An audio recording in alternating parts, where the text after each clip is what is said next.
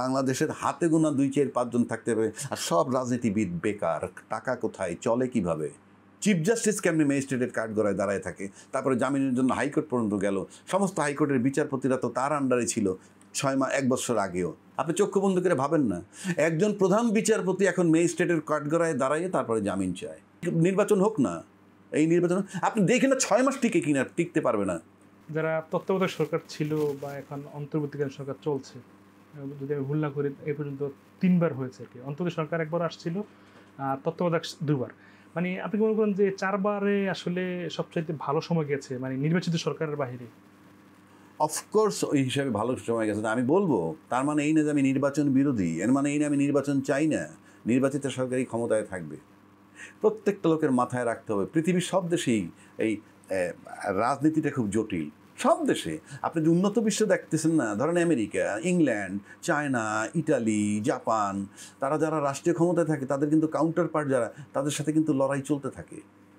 এই লড়াই কোনো মাপ নাই, কিন্তু তাদের একটা জায়গা আছে, সেই জায়গাটা নিয়ে কোনো কথা নাই।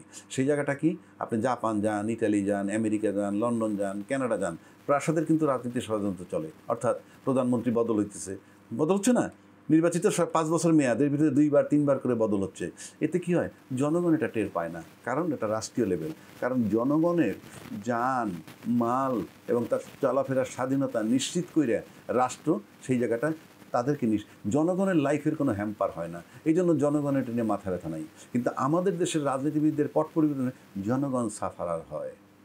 আয়নাঘরে জনগণ যায়, চাঁদা তুলতেছে, ভিকটিম আপনি। একটা রাজনীতিবিদ আর একটা রাজনীতিবিদের বাসায় চাঁদা তোলে না। আরে রাজাকারের পোলার সাথে মুক্তিযোদ্ধার কন্যার বিয়ে হয়েছে বাংলাদেশে, আদর্শের বুলি দেয় তারা। এই চরিত্র তো কোথাও নাই রে ভাই। Try to understand my point. এই চরিত্র তো কোথাও নাই। সাধারণ মানুষের, জনগণের যান মাল, তাদের নিরাপদ, তাদের 100 ভাগ সিকিউর করে প্রাসাদে কি চলে না চলে কিচ্ছু আসে যায় না।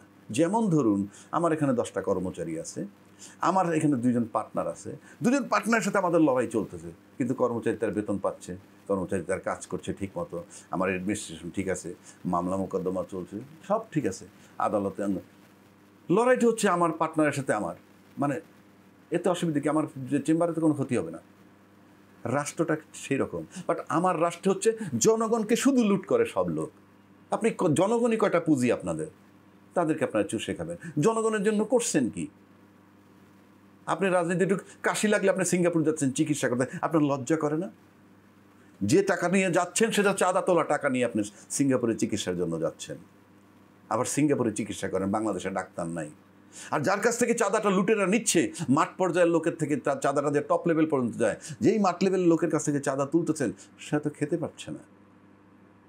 তো আপনার রাষ্ট্রের জনগণ ঠিক রাখবেন, জনগণের ফান্ডামেন্টাল মৌলিক অধিকারগুলো ঠিক রাখবেন, অন্ন বস্ত্র চিকিৎসা বাসস্থান তারা স্বাভাবিকভাবে চলবে, যা খুশিতে আপনারা প্রাসাদে করেন।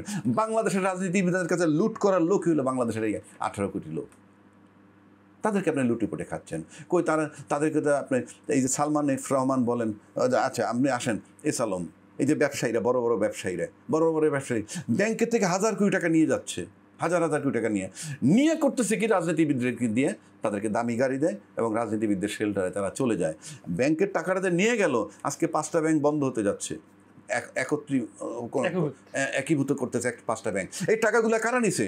লুটেরা। এই বাংলাদেশের কর্পোরেট ব্যবসায়ীরা নিয়ে গেছে, নিয়ে এখান থেকে রাজনীতিবিদরা ঠিক শেয়ার নিছে, সুবিধা নিছে, চলছে।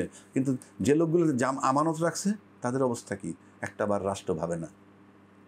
তা সুতরাং বিষয়টা তো আপনার ওইখানে। আপনি সাধারণ লোকের সব কিছু ঠিক রেখে আপনি লড়াই করেন গে প্রাসাদে। কার সাথে লড়াই? কি আপনি আওয়ামী লীগ ক্ষমতায় থাকবেন, না বিএনপি থাকবেন, না জামাত থাকবেন, না কে থাকবেন? করেন, সাধারণ লোক এনশিওর করেন। আজকে মনে হচ্ছে লুট করা টাকা। আপনি এই নির্বাচন হোক না, এই নির্বাচন আপনি দেখেন না 6 মাস টিকে কিনা, টিকতে পারবে না। কিন্তু হিসাবটা তো এরকম, আগে যাই না এই যে ভাবনা, আগে পাওয়ারে যাই না এই যে ভাবনা, ইট ইজ নট কারেক্ট। বাংলাদেশে লিডারশিপের ক্রাইসিস, দূরদর্শিতার অভাব। আপনি কি করবেন? বাংলাদেশে যারা আইন নিয়ে কাজ করে, যদি আমি বিচারপতির কথা বলি, বা আপনি আইন পেশায় আছেন, বা আপনাদের মতো যারা আছে ফ্রেন্ড সার্কেল, তারা আসলে কতটা আইন মানে, আইনের প্রতি শ্রদ্ধাশীল? আপনি কি শুনছিলেন যে শপথবদ্ধ রাজনীতিবিদ একজন বিচারক বলছিল আমরা শপথবদ্ধ রাজনীতিবিদ, এই টার্মটাই তো রং। তাকে কেউ কিছু করছে বাংলাদেশে? আপনি কিসের রাজনীতিবিদ? উল্টা দিকে আসেন, আমাদের রাজনীতি দ্বারা, রাজনৈতিক দল দ্বারা বিচার বিভাগ নিয়ন্ত্রিত হয়ে আসতেছে।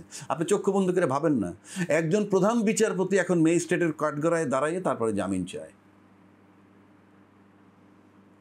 তা দিয়েই তো আপনি বুঝতেছেন কই বাংলাদেশের আইন তো এমনও কথা আছে, বিচারকের ভুল নাই, প্রয়োজনে উচ্চ আদালতে যাবেন। একটা কথার কথা বলছি, আপনি কি আকুতি, আপনি চিফ জাস্টিস ম্যাজিস্ট্রেটের কাঠগড়ায় দাঁড়াইয়া জামিন চাচ্ছেন। বাট এখানেই তো আমার চিত্র, যে আইনের প্রোগ্রেশন সঠিকভাবে করে নাই, আল্লাহর তরফ থেকে যা বিচার আসছে তার প্রতি। তাহলে চিফ জাস্টিস কেমনি ম্যাজিস্ট্রেটের কাঠগড়ায় দাঁড়ায় থাকে, তারপরে জামিনের জন্য হাইকোর্ট পর্যন্ত গেল। সমস্ত হাইকোর্টের বিচারপতিরা তো তার আন্ডারে ছিল 6 মাস 1 বছর আগেও। কোথার থেকে তো একটু করুণা পাইনি। This natural justice came from the Almighty. তাকায় দেখেন, যা খুশি তাই করে আমরা সমস্ত জীবন ডাস্টবিনে চলে গেছে। আপনি যদি দারোগাবাবু আর মাঝির গল্প শুনছিলেন? দারোগাবাবু প্রশ্ন করে মাঝিরে, চাঁদটা কেন বাড়ে কমে, জোয়ার কেন আসে, এইভাবে পারে না, বললো যে এবার তো তোমার জীবন 4 আনা মিশে। এই করতে করতে করতে করতে 12 আনা যখন মাঝির মিশে করে ফেলায় দারোগা সাহেব, হঠাৎ করে ঝড় উঠে। তখন বলে, দারোগাবাবু আপনি কি সাঁতার জানেন? বললো যে না। এবার দেখি জীবন আপনার 16 আনাই মিছে। তো তাদের জীবন 16 আনায়। গল্প মুখে যতই করুক, লাইফ ইজ জাস্ট ড্যামেজিং। এটাকে বলে বেঁচে থাকুক আরও দীর্ঘদিন, তাদের আমি দোয়া করি ফর সাফারিংস। এটাকে বলে পানিশ।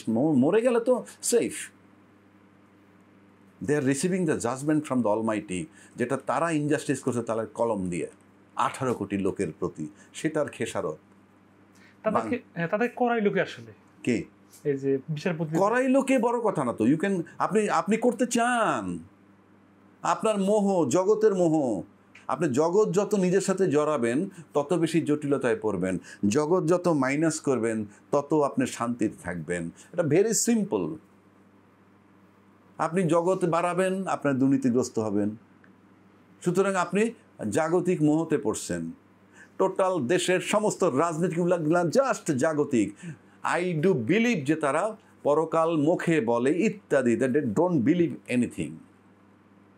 তা নইলে আপনি এত বড় একটা টার্মোয়াল সিচুয়েশন হয়ে গেল, আমরা সবাই বেমালুম ভুলে গেছি।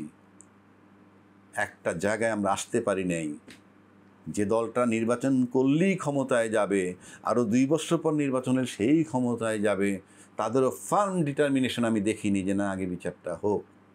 হ্যাঁ, বিচার চাই, হইল। সবাই ভুলে গেছে। কারণ একটা রাজনীতিবিদ যারা মাঠে প্রভাবশালী রাজনীতিবিদ, 53 বছরের, তাদের কোনো সন্তান রাস্তায় মারা যায় নাই, তাদের কোনো নাতি রাস্তায় মারা যায় নাই, তাদের বাচ্চা নাতির গায়ে একটা ফুলের টোকা কেউ দিতে পারেনি, তাদের হাঁচি লাগলে সিঙ্গাপুরে পাঠায়, তারা থাকে বিদেশে, কানাডায়, অস্ট্রেলিয়া পাঠায়, আর চাষা পোষা ছেলেদেরকে উদ্বুদ্ধ করে তারা মাঠে পাঠায়। This is the politicians in Bangladesh. গল্প যতই করেন, বাংলাদেশের হাতে গোনা 2, 4, 5 জন থাকতে হবে, আর সব রাজনীতিবিদ বেকার। টাকা কোথায়, চলে কিভাবে চলে? আমার আর দরকার নেই তো কিচ্ছু। আপনার লাইভলিহুড, আপনার সোর্সটা বলতে হবে। চলছে, চলমান, কাজে এটা বললে লাভ নেই ভাই।